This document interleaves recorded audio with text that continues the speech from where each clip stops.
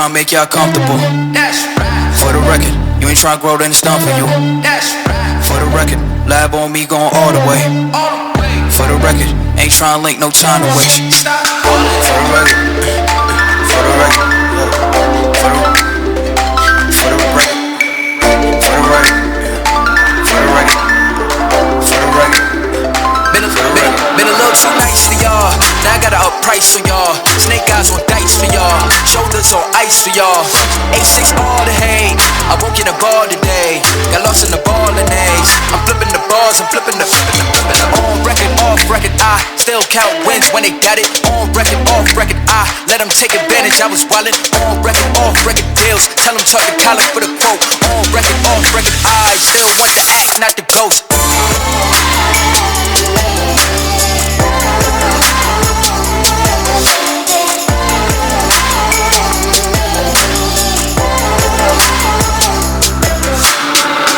For the record, I'm done tryna make y'all comfortable. That's right. For the record, you ain't tryna grow, then it's done for you. That's right. For the record, lab on me going all the way. All the way. For the record, ain't tryna link, no time to waste. Stop. For the record, for the record, for the record, for the record, for the record, for the record, for the record.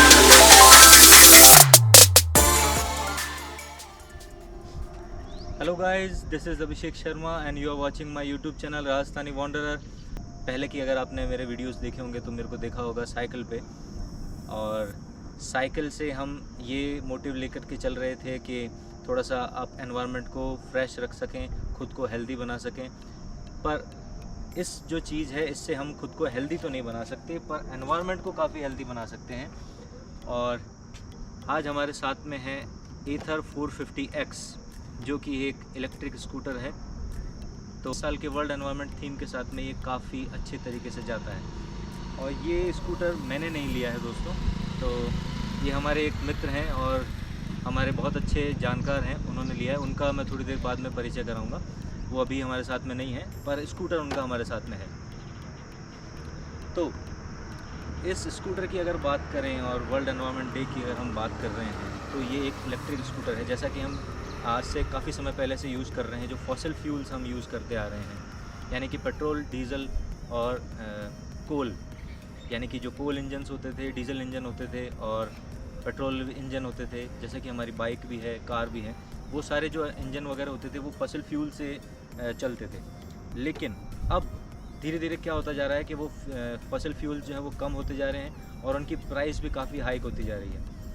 उसी को rectify करने के लिए, उस problem को ही solution देने के लिए एथर इलेक्ट्रिकल्स ने एक व्हीकल, जो कि एक स्कूटर है, वो लॉन्च किया था इस पर्पस के साथ में कि पेट्रोल और डीजल की जो खपत है उनको ज़्यादा से ज़्यादा कम कर सकें और एनवायरनमेंट को भी अपन साफ़ और सुरक्षित रख सकें। बिकॉज़ ये एक इलेक्ट्रिक व्हीकल है, तो इसमें कोई भी टेल गेट इमिशंस नहीं हैं। ये SO2, NO2, कार्बन डाइऑक्साइड या कार्बन मोनोऑक्साइड किसी का भी इमिशन नहीं करता है, और इसी वजह से ये एनवायरनमेंट को कोई भी हानि नहीं पहुंचाता है। एथर इलेक्ट्रिकल्स ने इसके दो मॉडल्स लॉन्च किए हैं, जो कि है एथर 450+ और 450X। हमारे पास जो है आज है वो है 450X। तो इसका ये top of the line variant है। और इसके स्पेसिफिकेशंस की अगर हम बात करें तो एक दिखने में आपको कहीं से भी ऐसा नहीं लगेगा कि ये स्पेसिफिकली इलेक्ट्रिक स्कूटर है। और ये जो स्कूटर है ये काफ़ी स्पोर्टी लुक के साथ में आता है। जैसा कि अगर आप देखेंगे तो फ्रंट के अंदर इसमें LED DRLs हैं, डे टाइम रनिंग लाइट्स हैं जो कि LED वाली हैं, और लाइट्स वगैरह का जो ये बहुत अच्छा सामने से लुक देता है वो स्पोर्टी लुक देता है। ब्रेक्स वगैरह की अगर बात करें तो फ्रंट और रियर दोनों के अंदर डिस्क ब्रेक्स हैं इसमें। सीट जो है दोस्तों इसकी काफ़ी कंफर्टेबल सीट है, काफ़ी बड़ी सीट है। आप आसानी से 2 या 3 जने इसके ऊपर बैठ सकते हैं, पर 3 जने हालांकि इंडिया में ऑन रोड अलाउड नहीं है, तो आपको कोशिश करनी चाहिए कि आप दो ही जने इसके ऊपर ट्रैवल करें और हेलमेट ज़रूर पहनें, ठीक है। एरोडायनेमिकली काफ़ी अच्छा बना हुआ है। ये जो हाउसिंग है इसी के अंदर इसकी बैटरी और मोटर इंस्टॉल्ड है। पीछे वाला जो टायर है वो मोटर ऑपरेटेड है, फ्रंट व्हील जो है वो डायरेक्ट ऑपरेटेड है। अब इसका स्टैंड जो अगर आप देखेंगे इस साइड से, अगर स्टैंड अगर आप देखेंगे और इसको हटाएंगे तो बिल्कुल भी ऐसा कहीं नहीं लगता है कि इसमें स्टैंड वगैरह भी कुछ है। तो इसका जो डिज़ाइन किया हुआ है वो बहुत ही अच्छा है। ये साड़ी कवर जो एक यहाँ पे लगाया हुआ है काफ़ी सेफ्टी के लिए है, और पूरा बॉडी कवर इसके ऊपर लगाया हुआ है एसेसरी के अंदर में। इसके साथ में एक एसेसरी और मिलती है जो कि टायर प्रेशर मॉनिटरिंग सिस्टम जो होता है वो दोनों टायर के अंदर लग जाता है, और उसका डिस्प्ले अपन को यहाँ डिस्प्ले पे दिखने में मिलता है। तो अब बात कर ली है अगर अपन ने डिस्प्ले की, तो यहाँ डिस्प्ले पे आ ही जाते हैं अपन। तो डिस्प्ले के अंदर अगर आप देख रहे होंगे तो इसका जो है 7 इंच का टच इंफोटेनमेंट सिस्टम है। इसका ये जो आप देख रहे हैं ई, राइड और एस, तो इसके अंदर 4 राइडिंग मोड्स आते हैं, जिसको आप इस बटन के थ्रू एक्सेस कर सकते हैं। कि अगर आप इसको इको पे लाना चाहें इको पे ला सकते हैं, राइड करेंगे तो राइड पे, देन स्पोर्ट, और एक लास्ट जो मोड है इसका वार्प मोड। जब सबसे जो फास्टेस्ट जो इसमें चलती है वो वार्प मोड में ही चलती है। और आप देख रहे होंगे कि जिस तरीके से इसकी रेंज, अगर अपन मोड चेंज करते जा रहे हैं तो एक्सपेक्टेड रेंज जो है, एस्टिमेटेड रेंज है, वो कम होती जा रही है। अगर अपन लेफ़्ट साइड में चाहेंगे यानी कि स्पोर्ट से अगर मैं राइड पे जाऊंगा तो इसकी जो एस्टिमेटेड रेंज है वो बढ़ती जाएगी। तो इको पे सबसे ज़्यादा, जैसा कि दिखती सी बात है कि इकोनॉमिकली चलेगी गाड़ी, तो उसके ऊपर 35 किलोमीटर की ये रेंज अपन को शो कर रहा है। अपन इसको राइड पे रखते हैं अभी के लिए। ये जो है ओडोमीटर है जो कि अभी तक जितने किलोमीटर्स ये चल चुकी है वो बता रहा है। इसमें ट्रिप वाला ऑप्शन है। ये वाला जो ऑप्शन है ये मेन्यू का ऑप्शन है, इससे काफ़ी सारे मेन्यू खुल जाते हैं। General settings, errors, Bluetooth, document और शटडाउन। तो अभी मेन्यू के ऊपर नहीं जा कर के मैं आपको एक इसका बेहतरीन फ़ीचर बताने वाला हूँ, जो कि अगर आप ऐसे सिचुएशन में फंस जाएं कि पीछे की तरफ से थोड़ा सा चढ़ाई है और आपको गाड़ी को निकालना है, तो पार्क असिस्ट को आप क्लिक करके लेफ़्ट में ला सकते हैं और इसको रिवर्स और फॉरवर्ड भी कर सकते हैं। और इस बटन के थ्रू आप इसको फॉरवर्ड और रिवर्स पे ला सकते हैं। इग्निशन जो वाला बटन है उससे आप इसको रिवर्स और फॉरवर्ड पे ला सकते हैं और इजीली ये आपको पार्किंग में असिस्ट करेगी। ठीक है, अब बात करते हैं इसके मेन्यू की। तो मेन्यू के अंदर जनरल इन्फॉर्मेशन जो है वो आपके गाड़ी के ओनर की इन्फॉर्मेशन मिल जाएगी। सेटिंग्स के अंदर जा कर के आप मोड सेलेक्ट कर सकते हो, ब्राइटनेस को, स्क्रीन ब्राइटनेस चेंज कर सकते हैं, और थीम को डार्क, लाइट और ऑटोमेटिक के ऊपर रख सकते हैं। तो ऑटोमेटिक थीम ये है, डार्क थीम ये है, और लाइट इस तरीके की थीम है।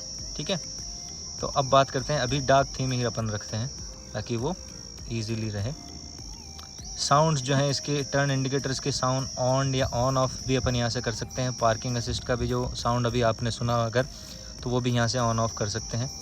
इंडिकेटर का option, auto indicator, guide me home light, और रियल टाइम एफिशिएंसी और इनकॉग्निटो, ये सारे अलग फीचर्स और हैं इसमें। गाइड मी होम लाइट, अगर आपने कहीं पार्क करी हुई है गाड़ी को तो इसको अगर ऑन करेंगे तो चाबी के साथ में ही आपको मालूम पड़ जाएगा कि किस तरीके से गाड़ी आपकी कहाँ खड़ी है। ठीक है। एरर्स, अगर कोई भी इसमें सिस्टम से रिलेटेड या बैटरी से रिलेटेड या मोटर से रिलेटेड कोई भी इसमें एरर होगी तो आपको इस पेज पे शो होगी। ब्लूटूथ का ऑप्शन, एक काफ़ी अच्छा ऑप्शन है कि आप इसमें ब्लूटूथ से कनेक्ट करके, आपका फ़ोन को कनेक्ट करके, जैसे कि अपन यहाँ देखते हैं कि अपन अपने एंड्रॉयड फ़ोन से इसको कनेक्ट करके देखते हैं। तो अब ये इससे पेयर हो चुका है जी, बिल्कुल। और अब इसमें अगर आप नेक्स्ट ऑप्शन देखें तो आपके जो डॉक्यूमेंट्स हैं वो भी आप इसमें इजीली सेव कर सकते हैं। जो ड्राइविंग लाइसेंस है वो, और इसका गाड़ी का रजिस्ट्रेशन नंबर वो है, वो भी सब इसमें आप स्टोर कर सकते हैं। अभी आप यहाँ देख रहे होंगे कुछ पिन के जैसा, तो इस पिन के ऊपर अगर अपन क्लिक करेंगे, हाँ, तो ये गूगल मैप्स जो है, मैप्स यहाँ पे खुल जाते हैं। और अगर अपन ब्लूटूथ से कनेक्टेड हैं तो यहाँ से कोई भी लोकेशन अगर अपन डाल करके, जैसा कि अभी यहाँ पे बता ही रहा होगा आपको कि किशनगढ़ एयरपोर्ट है और किशनगढ़ रेलवे स्टेशन रोड पे हम हैं, एग्जैक्टली हम किशनगढ़ रेलवे स्टेशन पर हैं। तो यहाँ से इसमें अगर आप डायरेक्शन भी देंगे या कुछ आप सेट भी कर सकते हैं, ऑफिस और होम की पहले से ही आप रूट इसमें फ़िक्स कर सकते हैं। वो आप अगर यहाँ से ऑप्शन पर जा कर के सेट करेंगे तो आपको दिखा सकता है। ऐसे ही आप इसमें से म्यूज़िक के कंट्रोल्स भी आप इसमें से सेट कर सकते हैं। अगर आप इसमें चला रहे हों म्यूज़िक वगैरह तो आप म्यूज़िक के कंट्रोल्स भी इसमें यूज़ कर सकते हैं, प्ले कर सकते हैं, पॉज कर सकते हैं, नेक्स्ट और प्रीवियस सॉन्ग भी लगा सकते हैं। और कॉल को भी आप अगर कनेक्ट करते हैं तो इससे मोबाइल आपका ब्लूटूथ से अगर कनेक्टेड है तो कॉल के भी ऑप्शन आपके पास में कट और रिसीव के ऑप्शन आ जाएंगे। पर इसमें इनबिल्ट स्पीकर नहीं है तो आप इसमें से म्यूज़िक नहीं सुन सकते हैं। अभी ये बता रहा है मोटर ऑन, इसको ऑफ़ करने के लिए आप यहाँ से इस बटन के थ्रू, इग्निशन वाले बटन के थ्रू मोटर ऑफ भी कर सकते हैं। यहाँ से वापस आपको अगर ऑन करना है तो ब्रेक दबा करके इग्निशन वाला बटन अगर आप दबाएंगे तो ये वापस ऑन हो जाता है। चलो, तो ये रही बात इसके इंफोटेनमेंट सिस्टम की। अब टेक्निकल स्पेसिफिकेशंस की हम बात कर रहे हैं तो इसकी बैटरी की जो कैपेसिटी है 2.7 किलोवाट आवर वाली है, और इसका जो माइलेज बताती है कंपनी, जो क्लेम करती है 116 किलोमीटर्स की रेंज बताते हैं इसकी। वो अलग अलग मोड के हिसाब से चेंज भी होती जाती है। अगर आप इसको फुल थ्रॉटल पे रखेंगे, यानी कि अगर आप इसको राइड या स्पोर्ट या वार्प मोड पे अगर आप चलाएंगे तो ये काफ़ी आपको कम माइलेज देगी। 0 to 80 किलोमीटर्स कंपनी क्लेम करती है, 0 to 40 किलोमीटर्स इन 3.3 सेकेंड्स। तो काफ़ी पावरफुल स्कूटर है ये, और एक्सेस और एक्टिवा को ये इनिशियल स्पीड के अंदर काफ़ी पीछे छोड़ सकता है। तो अगर आप स्पीड एंथुसियास्ट हैं तो ये आपको काफ़ी पसंद आएगी।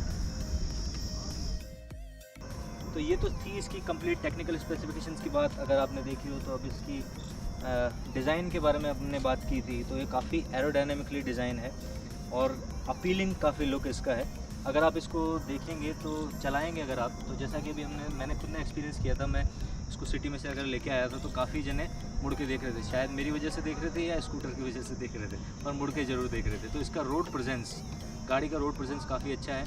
और एक नई चीज़ है तो लोगों को लगता है कि इसमें से बिल्कुल आवाज़ नहीं आ रही है, तो ये क्या चीज़ है, क्योंकि जो पेट्रोल और डीजल के हम व्हीकल्स चलाते हैं उनमें काफ़ी आवाज़ वगैरह आती है।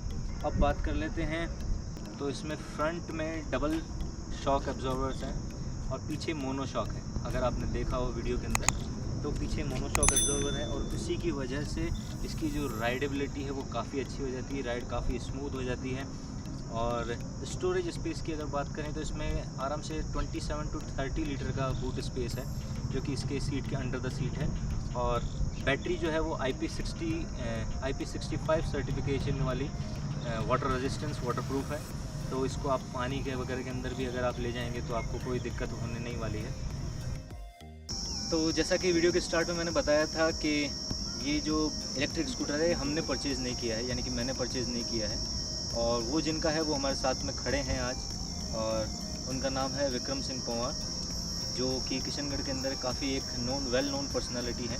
और सिंगिंग करते हैं, एक्टिंग करते हैं और लिखते भी हैं, आई गेस लिखते भी हैं, और मेरे साथ में वर्कआउट भी करते हैं, तो फिटनेस एंथुसियास्ट भी हैं। और अभी थोड़े से एनवायरमेंटल एंथुसियास्ट भी बने हुए हैं, क्योंकि किशनगढ़ की फ़र्स्ट एथर जो है इन्होंने परचेज़ करी है।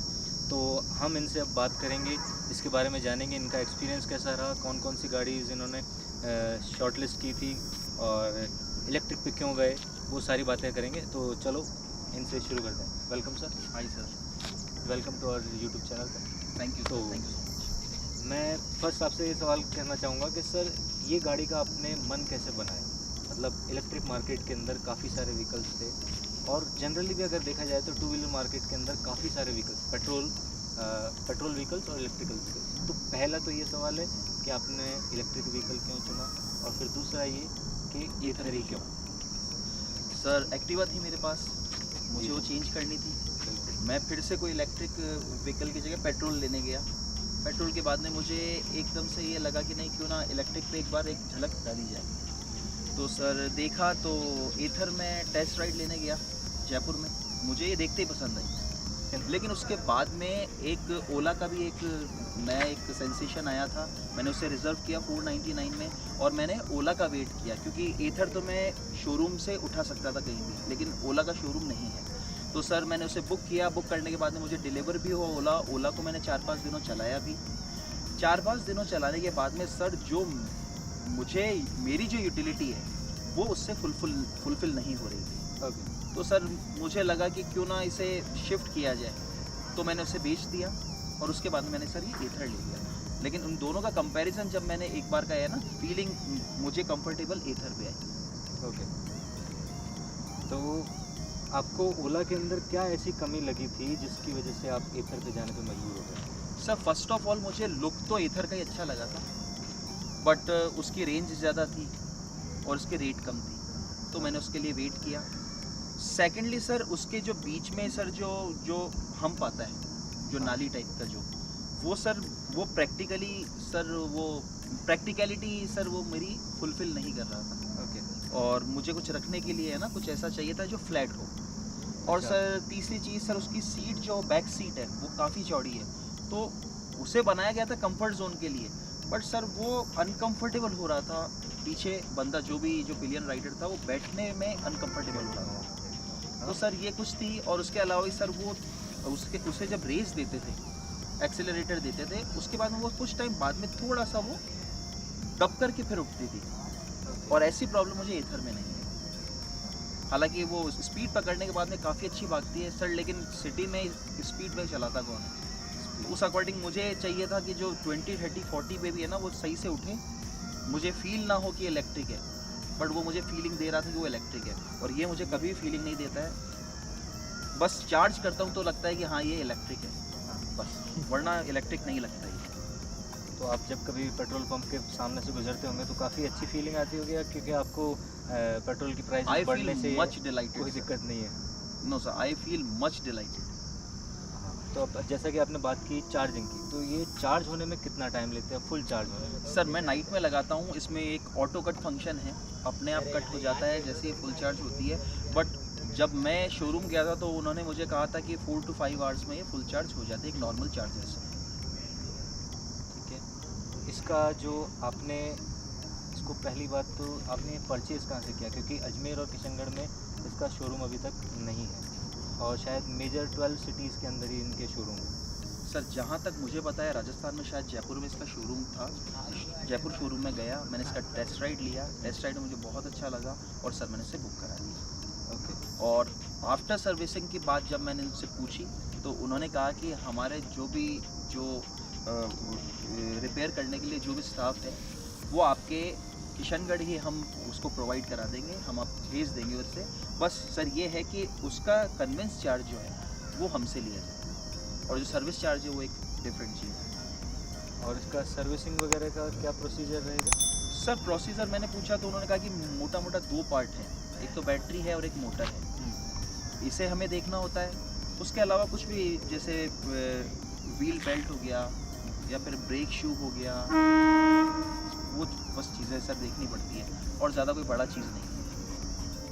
फुल चार्ज होने के बाद में कितना रेंज आपको प्रोवाइड करती है? सर कंपनी बोलती है 85 रियल रेंज है, बट मैंने जो एक्सपीरियंस किया है वो सर 75 to 80 किलोमीटर्स मुझे निकाल के देती है। और सर मैं इसे ज़्यादातर सिटी में राइड मोड और स्पोर्ट्स मोड पे चलाता हूँ। बाकी इसमें सर 2 मोड्स और हैं जो हैं इको मोड और वार मोड। ठीक है सर। तो राइड की बात करें, जैसा कि आपने बताया कि शोरूम जो है इसका जयपुर में है, तो आप इसको वहाँ से यहाँ तक किस तरीके से ट्रांसपोर्ट से लेके आए हैं या खुद चला करके लेके आए हैं? एक्चुअली सर मैंने उनसे पूछा था कि आप मुझे वहाँ पर डिलीवर कर देंगे क्या, तो उन्होंने कहा कि सर हम डिलीवर तो कर देंगे बट उसका एक्स्ट्रा चार्ज होगा। जो भी हम पिकअप में या ट्रेन में जैसे भी हम वाया जो भी भेजेंगे उसका एक चार्ज होगा। चार्ज देने में मुझे प्रॉब्लम नहीं थी, बट मुझे एक थोड़ा सा एक फ़ील लेना था। मैंने कहा ठीक है इसको चला करके लाएँ तो कैसा रहे। सर यहाँ से किशनगढ़ से जयपुर आएगे से 110 किलोमीटर है, और मुझे ये भी थोड़ा था माइंड में कि ये मुझे बीच में धोखा दे देगी या चलेगी आगे। तो सर उन्होंने मुझे कहा था कि अगर आप इसे स्पोर्ट्स मोड पे एक कांस्टेंट स्पीड पे चला के लेके जाएंगे 40-45 तो आपको वो 100-110 का निकाल के देगी। और सर हुआ भी ऐसा, इसने मुझे 100 किलोमीटर्स का रेंज निकाल के दिया उसको। तो आपको बीच में इसको चार्ज नहीं करना पड़ा? सर बीच में मैंने चार्ज किया था, लगभग मैं किशनगढ़ पहुंच ही गया था टोल के पास में, और उसके बाद मैंने टी ब्रेक लिया, 10-15 मिनट इसको चार्ज किया और मैं फिर लेकर के अपने घर पहुंच गया। ठीक है।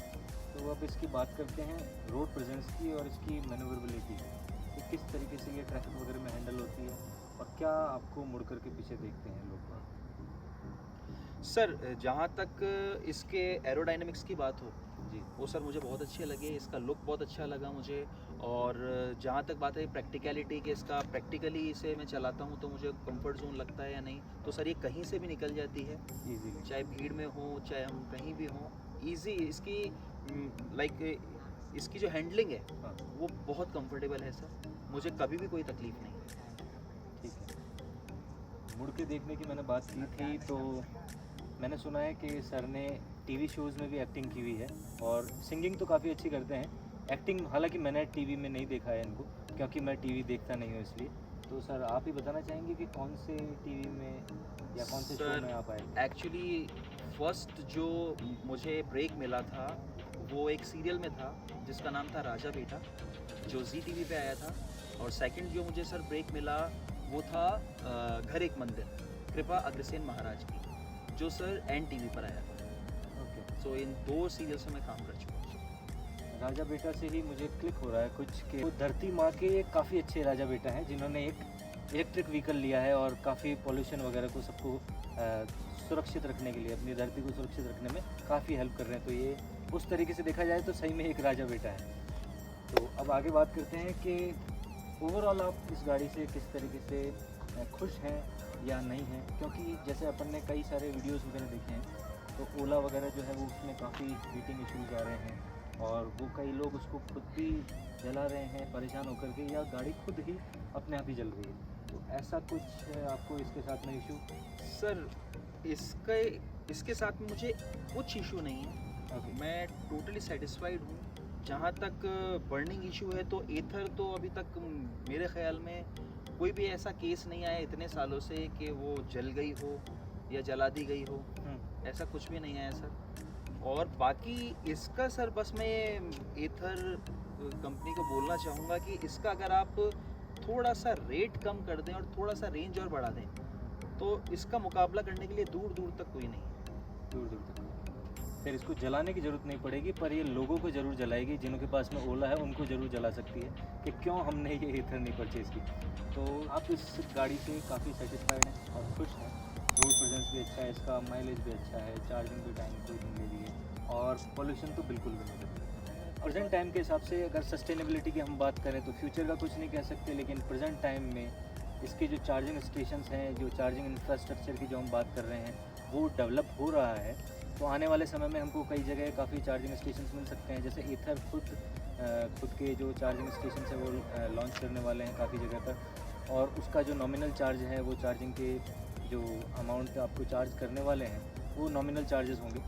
बाकी अगर अपन घर पे इसको चार्ज करते हैं तो उसका जो यूनिट वगैरह का खर्चा आता है वो काफ़ी कम आता है। तो ये एक इकोनॉमिकल भी है और आपके एनवायरनमेंट के लिए तो अच्छा है ही, आपकी पॉकेट के लिए भी अच्छा है। तो इसी शब्दों के साथ में इस वीडियो को यहाँ पर ख़त्म करते हैं। और सर आपसे मिलकर के हमको बहुत अच्छा लगा और आपकी इस व्हीकल को हमने चला करके देखा, काफ़ी अच्छा है और आप तो रोज़ चला ही रहे हैं। तो फाइनल वर्ड्स में हम आपको शुभकामनाएं देते हैं कि आप एक काफ़ी अच्छा इलेक्ट्रिक व्हीकल आप ओन करते हैं और पर्यावरण को सुरक्षित रखने में, स्वच्छ रखने में आप बहुत अच्छी मदद कर रहे हैं। हमारे चैनल से आपको जुड़ने के लिए बहुत बहुत धन्यवाद। Thank you. अगर आप सभी को ये वीडियो अच्छा लगे तो प्लीज़ लाइक कीजिएगा, शेयर कीजिएगा, और अगर आप चैनल पर नए हैं और पूरा वीडियो अगर आपने देखा है तो चैनल को सब्सक्राइब ज़रूर करें आगे की इसी की तरह की और वीडियोज़ देखने के लिए। Bye bye.